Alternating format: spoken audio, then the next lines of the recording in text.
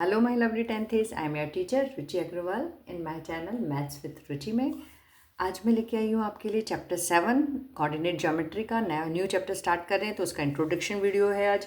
Coordinate geometry जो हमने 9th में ही पढ़ी थी, पर 9th में हमने पॉइंट्स को लोकेट करना सीखा था, या अगर कोई पॉइंट दे रखा है तो उसका क्या कोऑर्डिनेट्स रहेंगे वो हमने जानना सीखा था। ठीक है, आज इस वीडियो में इंट्रोडक्शन वीडियो है, तो मैं 7.1 का इंट्रोडक्शन ले रही हूँ ये। तो आप डिस्टेंस कैसे निकालेंगे हम ये जानेंगे, डिस्टेंस फॉर्मूला के बारे में जानेंगे, ठीक है, और अलग अलग फिगर्स के बारे में जानेंगे। सबसे पहले हम 9th का थोड़ा सा रिवाइज कर लेते हैं। क्या था 9th में जो हमने करा था, कार्टेशियन प्लेन कुछ इस तरह से था। ये एक्स एक्सिस थी जिसमें एक्स और एक्स डैश, ये वाई एक्सिस है वाई और वाई डैश। जीरो से जो एक्स है, एक्स एक्सिस पे आगे पॉजिटिव एक्स की वैल्यू और इधर नेगेटिव वैल्यूज़ जाती हैं, और ज़ीरो से ऊपर वाई की तरफ पॉजिटिव वैल्यूज़ और ज़ीरो से नीचे वाई की तरफ नेगेटिव वैल्यूज़ जाती हैं।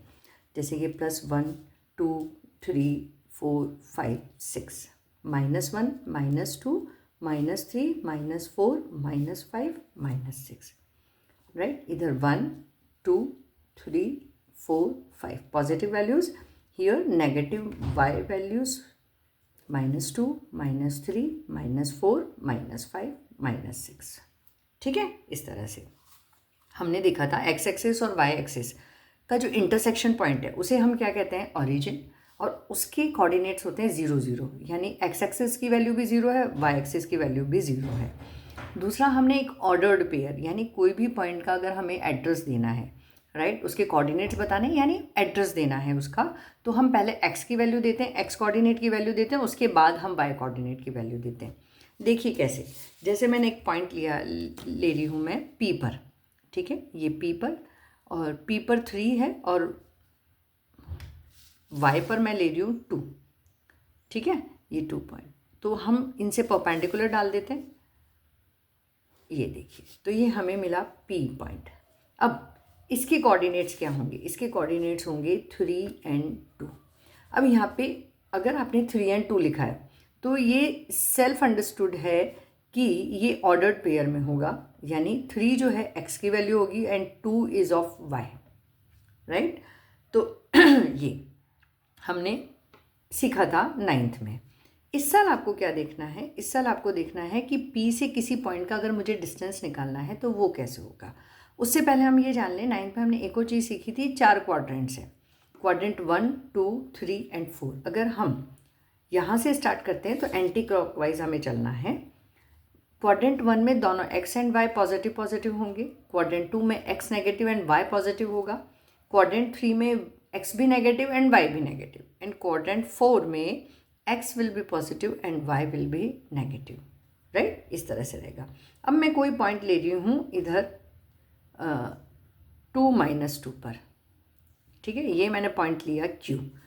तो इस Q का एड्रेस क्या होगा, x की वैल्यू 2 और y की वैल्यू -2।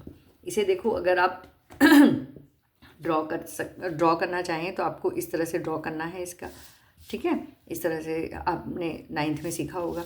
अब आपको डिस्टेंस निकालना है, ये जो डिस्टेंस है ये डिस्टेंस क्या होगा, पी क्यू।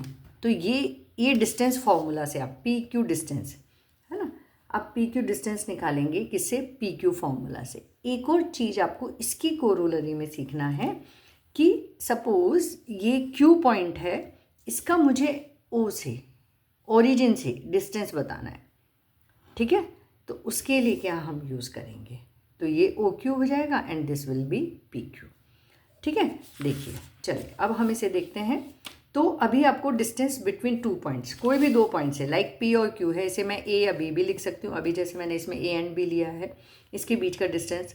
तो डिस्टेंस बिटवीन 2 पॉइंट्स ये हम कैसे देते हैं, by distance formula. Distance formula की हेल्प से हम डिस्टेंस देते हैं किन्हीं भी 2 पॉइंट्स के बीच का।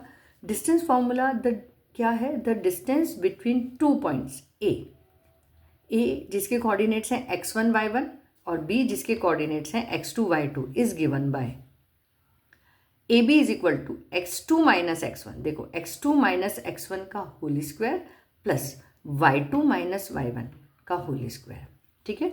तो square root of x2 minus x1 square root of whole square of x2 minus x1 plus whole square of y2 minus y1। ठीक है, इससे आपको निकालते हैं। अच्छा, एक चीज़ और देखिए कि ये भी कहीं पे आपसे पूछी जा सकती है, इसलिए इसका भी ध्यान रखिए। जो y एक्सिस की वैल्यूज़ हैं उन्हें हम कहते हैं ऑर्डिनेट्स, और x एक्सिस की जो वैल्यू हैं वो कहलाती हैं एब्सिसा, राइट। तो x की वैल्यू आपकी कहलाएंगी एब्सिसा और y की वैल्यूज़ आपकी कहलाएंगी ऑर्डिनेट्स। अब नेक्स्ट थिंग आती है डिस्टेंस फार्मूला में। देखो, जैसे अगर मैं इसको p को x1 y1 ले लें और इसे हम x2 y2 ले लें, तो अब आपको समझ में आ गया, इन दोनों वैल्यूज़ को रखकर आप डिस्टेंस पी क्यू निकाल सकते हैं। ठीक है, ओके। अब इसकी कोरोलरी है एक distance between origin and a point A X Y given by, जैसे मैंने आपको इस फिगर में समझाया, कार्टेशियन प्लेन में समझाया कि ओरिजिन और क्यू के बीच का डिस्टेंस हमें निकालना है। तो ठीक है, तो इसका हमें कैसे, इसका बहुत शॉर्ट हो जाता है फॉर्मूला। देखो एक्स, अब यहाँ पे क्या होगा, इसको मैंने अगर x1 y1 ले लिया है इस केस में, ठीक है, इसे मैंने इस केस में अगर x1 y1 ले लिया है तो ये x2 और y2 हो जाएगा, राइट। अब x माइनस ज़ीरो यानी 2 माइनस ज़ीरो और y माइनस ज़ीरो, तो ये किसके बराबर हो जाएगा, x का स्क्वायर रह जाएगा और ये सिर्फ y का स्क्वायर रह जाएगा। तो ये जो डिस्टेंस है ओ ए, या इस केस में ओ क्यू, इस केस में ओ क्यू, ये किसके बराबर आएगा, square root of X square plus Y square के, square root of X square plus Y square के। अब एक और चीज़, ये देखिए, any point on X axis is of form X zero. अगर आप एक्स एक्सिस पे कोई भी पॉइंट लेते हैं तो वो x और ज़ीरो फॉर्म की होती है, यानी x की तो वैल्यू होगी, लेकिन आपको ऑटोमेटिकली ये समझ लेना है कि y कोऑर्डिनेट ज़ीरो होगा, यानी एब्सिसा होगा but ordinate will be zero. Any point on y axis, next क्या है, any point on y axis is of form zero y, यानी अगर y एक्सिस पे कोई भी पॉइंट है तो x एक्सिस तो आपका ज़ीरो रहेगा और y एक्सिस की वैल्यू आपको दी जाएगी, ये आपको फाइंड आउट करने की रहेगी। ठीक है, तो इस तरह से रहता है कि अगर कोई पॉइंट x एक्सिस पे है तो ये ऑटोमेटिक है कि आपका y एक्सिस ज़ीरो हो गया, यहाँ पे y एक्सिस ज़ीरो है। अगर y एक्सिस पे कोई पॉइंट की किसी पॉइंट की वैल्यू दे रखी है यानी x एक्सिस आपका ज़ीरो है। ठीक है, ओके। थर्ड जो नेक्स्ट थिंग आपको सीखनी है, कोलीनियर पॉइंट्स। कोलीनियर पॉइंट्स क्या है, कि कोई भी तीन पॉइंट्स को हम कोलीनियर कब कहते हैं, जब ये तीनों पॉइंट सेम स्ट्रेट लाइन पे हो।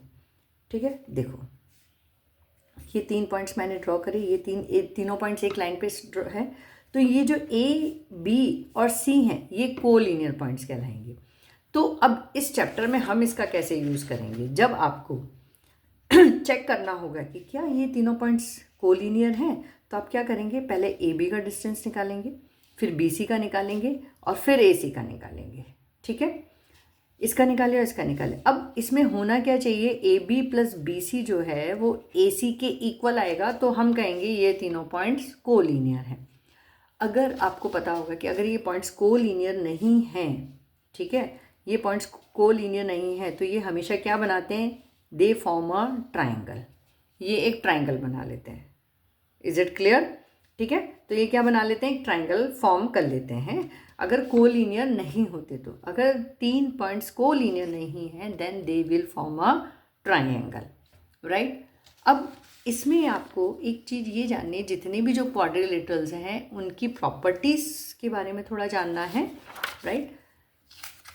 ये आपको इससे रिलेटेड क्वेश्चंस हैं एक्सरसाइज में और एग्ज़ाम्स में भी पूछे जाते हैं कि कब आप उसको रेक्टेंगल कहोगे, या कैसे आप उसको स्क्वायर बताओगे, या पैरेललोग्राम बताओगे, या रोम्बस बताओगे, या रोम्बस है पर स्क्वायर नहीं है, या पैरेललोग्राम है पर रेक्टेंगल नहीं है। तो उसके लिए कंडीशन क्या, तो वो कंडीशन हम सारी याद करेंगे, आपको अपनी कॉपी में लिख लेनी है, सबको लर्न कर लेना है।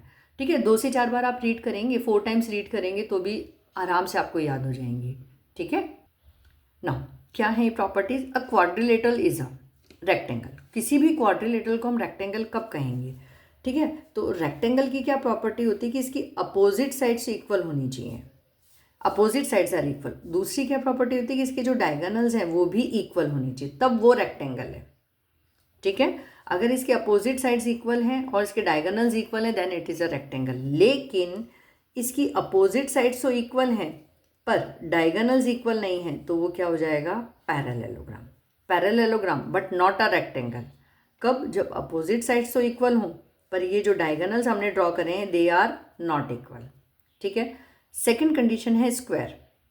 स्क्वायर में जब all four sides are equal, इसमें स्क्वायर में क्या रहता है कि all four sides are equal और plus diagonals are also equal, चारों साइड भी इक्वल हैं, दोनों डायगोनल्स भी इक्वल हैं, तो वो क्या हो जाएगा, स्क्वायर। ठीक है। फिर पैरेललोग्राम। पैरेललोग्राम अगर आपसे पूछा है तो आपको सिर्फ ये बताना है if opposite sides are equal. अगर अपोजिट साइड्स इक्वल हैं तो आप उसको पैरेललोग्राम कह सकते हो। अच्छा, यहाँ पे मेरा रोम्बस लिखना रह गया है। दूसरा एक और होता है पैरेललोग्राम के साथ में रोम्बस कब कहेंगे, when all four sides are equal. सिर्फ अगर फोर साइड्स इक्वल हैं तो हम उसे क्या कहेंगे, रोम्बस। पर रोम्बस है but not a square, rhombus हो पर स्क्वायर ना हो, तो उसके लिए कब कैसे बताएंगे हम कि भाई इसकी चारों साइड्स तो इक्वल हैं पर डायगोनल्स इक्वल नहीं हैं।